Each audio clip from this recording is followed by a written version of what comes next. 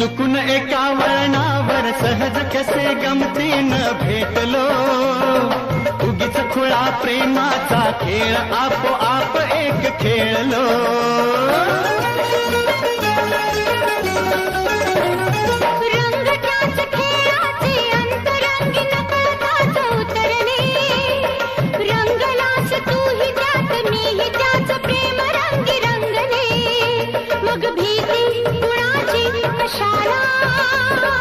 भीती कुणाची कशाला, भीती कुणाची कशाला, अगं भीती कुणाची कशाला.